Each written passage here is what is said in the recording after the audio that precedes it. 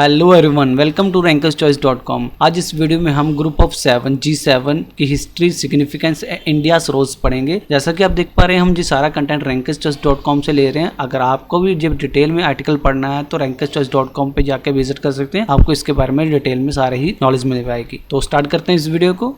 G7 is one of the most influential international forum in the world. जो सबसे influential forum है world में। It brings together the world most advance economics to discuss and coordinate on global issues like economic policy, climate change, security and development. ये सारे world के सबसे बड़े economics को डिस्कस करने के लिए लाते हैं, इकट्ठे होते हैं कोऑर्डिनेट करने के लिए कि जैसे इकोनॉमिक इश्यूज हैं, ग्लोबल इश्यूज हैं like economic policy, climate change, security and development. हालांकि इंडिया इसका परमानेंट मेंबर नहीं है, पर ग्लोबल स्टेटस की वजह से इंडिया को हर साल as a guest nation invite किया जाता है। तो इस आर्टिकल में हम G7 के बारे में डिटेल में पढ़ेंगे। तो क्या क्या पढ़ने वाले हैं इस आर्टिकल में? What is the G7? G7 क्या आता है, इसके मेंबर कंट्रीज क्या हैं, हिस्टोरिकल बैकग्राउंड, ऑयल क्राइसिस के बारे में पढ़ेंगे, ब्रेटन वुड्स सिस्टम के बारे में पढ़ेंगे, objective of G7, structure and functioning कैसे होती है G7 की ग्लोबल इन्फ्लुएंस देखेंगे, इकोनॉमिक एंड पॉलिटिकल पावर्स देखेंगे। ये हालांकि टॉप मोस्ट एडवांस कंट्रीज हैं जिनके बारे में हम डिटेल में पढ़ेंगे। India participation in G7 summit, India को क्यों बुलाया जाता है, importance of G7 for India, G7 versus G20 जिसमें इंडिया पार्ट करता है एज ए मेंबर, और क्रिटिसिज्म ऑफ G7 और इसके रिलेटेड स्टैटिक जी के बारे में पढ़ेंगे जो हमारे एग्जाम में आते हैं। तो स्टार्ट करते हैं। What is the G7? What is the G7? G7 is an informal group of 7 advanced economics। 7 advanced economics countries हैं जिनमें से हमारी कंट्रीज है कनाडा, USA। आपको अगर ये दिख रहा है, ये पैरेलल लाइन चल रही है, इसके ऐसे बॉर्डर बन रहा है US और कनाडा में, इसको बोलते हैं 49th पैरेलल लाइन।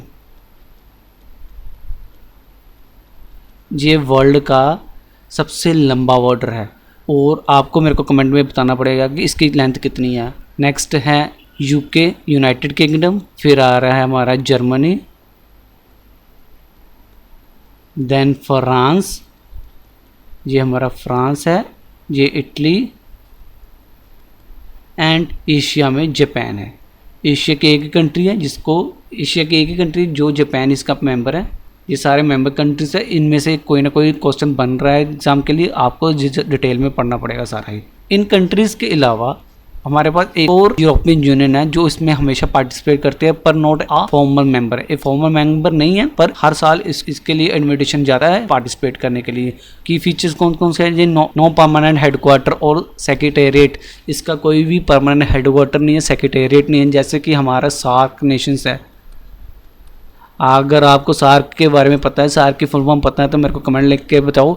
अगर जिसको पता, अगर नहीं भी पता है कमेंट में जरूर लिखो कि अगर नहीं पता। अगर आप भी ऐसे एंगेज करेंगे तो आपके माइंड में ये शार्पली एडेड होगा और कभी भी भूलेगा नहीं नेक्स्ट टाइम। और सार्क का हमारा अगर बात करें, जिसका सेक्रेटेरिएट कहाँ पे है? काठमांडू, नेपाल में, नेपाल के काठमांडू में। नॉन लीगल बाइंडिंग डिसीजन, कोई भी इसमें लीगली बाइंडेड डिसीजन नहीं होता। एनुअल समिट होती है, होस्ट कंट्री हर बार। इस साल कनाडा कर रही है, कनाडा होस्ट है, जिसकी जो 51st सेशन है इस मीटिंग्स का, वो कनाडा के ये कानानास्की इसमें हो रहा है, जो कैलगरी में प्रेजेंट है। हिस्टोरिकल बैकग्राउंड देखते हैं।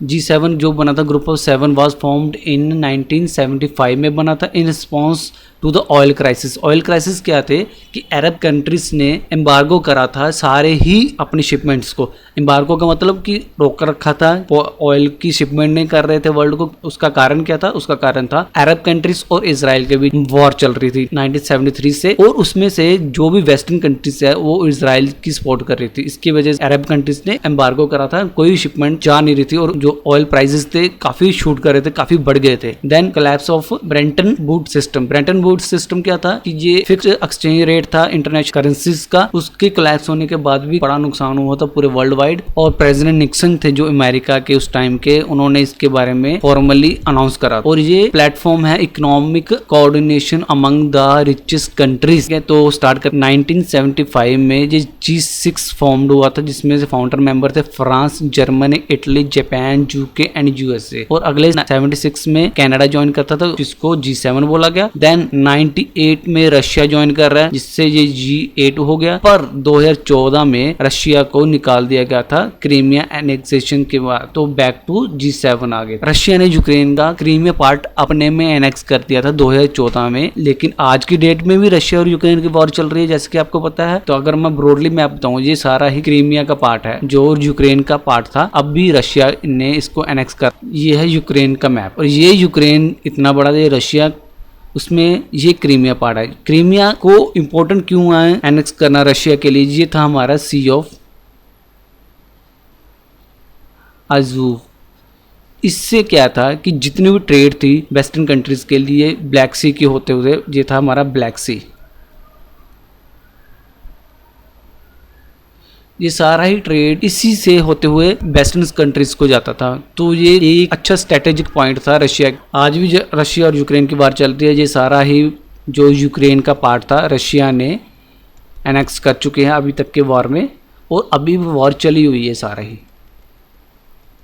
तो इसके बारे में डिटेल में हम किसी दिन वीडियो बनाएंगे। तो आगे नेक्स्ट पार्ट पे चलते हैं। Group of 7 operate through annual summit होती है, हर साल समिट होगी इसकी। मिनिस्टर मीटिंग्स होती है, जैसे कि G20 में होती है मिनिस्टर मीटिंग्स होती है। Sherpa track senior official prepare for the summit agenda, जैसे कि अभी हमारे अमिताभ कांत थे, अमिताभ कांत, जिनको अमिताभ कांत जी के बारे में पता है तो हमें कमेंट पे जरूर लिख के दें। ये फॉर्मर CEO थे, फॉर्मर CEO थे किसके, ये मेरे को अपने कमेंट बॉक्स पे लिखना। और अभी अभी इन्होंने ही रिजाइन करा है। तो अगर आपको ये सारा पता है इसी वीडियो के कमेंट बॉक्स लिख के बताना। अब आते हैं इंडिया की तरफ। India participation of G7 summit. India member नहीं है G7 का, लेकिन रेगुलर गेस्ट बन रहा है 2019 से। जैसे कि 2005 से अगर बात करें, जो कि होस्ट करा था यूके ने यूनाइटेड किंगडम में, वहाँ पे मनमोहन सिंह जी को इन्वाइट करा गया था 2019। उसके बाद फ्रांस में हुई थी, जिसमें मोदी जी ने एज ए गेस्ट पार्टिसिपेट करा था। 2021 में फिर से यूके ने करा था, उसमें फिर से इंडिया को इनवाइट करा गया था। देन 2022 में जर्मनी, फिर 23 में जापान, 4 में इटली, देन अभी 2025 में कनाडा, जो कि 51st G7 समिट है, जहाँ पे PM मोदी ने अटेंड कर रहा है। अभी इंडिया इतना इम्पोर्टेंट क्यों है कि क्यों बार बार इनविटेशन मिल रहे हैं इंडिया को? उसका कारण है world largest democracy. India world largest democracy, जो कि सबसे बड़ी पॉपुलेशन है डेमोक्रेसी के अंदर, फास्टेस्ट ग्रोइंग मेजर इकोनॉमी है, की इंडो पैसिफिक प्लेयर है। इंडो पैसिफिक में इंडिया सबसे मेजर रोल प्ले कर रहा है। Leadership in climate action and digital innovation में, trusted partner in multilateral forum में। तो इंडिया एक अच्छा विकल्प है एशिया में चाइना को काउंटर करने के लिए G7 कंट्रीज के लिए। सो इंडिया को इतनी इंपॉर्टेंस दी जा रही है। Importance of G7 India, global recognition मिल रहा है इंडिया को, स्ट्रेटेजिक पार्टनरशिप मिल रही है, टेक्नोलॉजी एंड इन्वेस्टमेंट में काफी स्कोप है इंडिया में, क्लाइमेट लीडरशिप है, counter balance to China, China का अच्छा एक अल्टरनेटिव मिल रहा है पूरे वर्ल्ड को। Then multilateral reform advocacy, UN security council में रिफॉर्म इंडिया पुश कर रहा है पूरे वर्ल्ड को कि हमें UN सिक्योरिटी काउंसिल में एक परमानेंट मेंबर चुना जाए। WTO वर्ल्ड ट्रेड ऑर्गेनाइजेशन में रिस्ट्रक्चरिंग के बारे में सुजेशन दे रहा है इंडिया। फेयर ग्लोबल गवर्नेंस के बारे में इंडिया सुजेशन दे रहा है। और G7 और G20 के क्विक कंपैरिजन करें, अगर मेंबर की बात करें, G7 में 7 मेंबर्स हैं, आपको कमेंट में लिख के बताना कि कौन कौन से मेंबर है।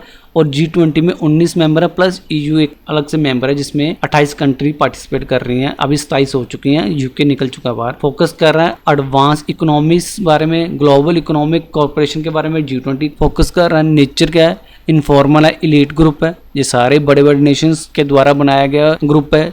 G20 क्या है कि एक ब्रॉडर ग्रुप है, इंक्लूसिव फोरम है। और इंडिया रोल क्या है कि एज ए गेस्ट ये इनवाइट होते हैं, और ये G20 में परमानेंट मेंबर है, जो कि 2023 में इंडिया ने इसकी मेजबानी भी करी 20 समिट की। अभी क्रिटिसिज्म क्या मिलता है G7 को? हालांकि जी काफी बड़ा ब्रॉडर ग्रुप नहीं है, सिर्फ 7 नेशंस हैं जो भी एडवांस कंट्रीज है, लेकिन काफी क्रिटिसिज्म भी फेस करना पड़ता है G7 को। ये कौन कौन से हैं? First, lack of representation from Africa.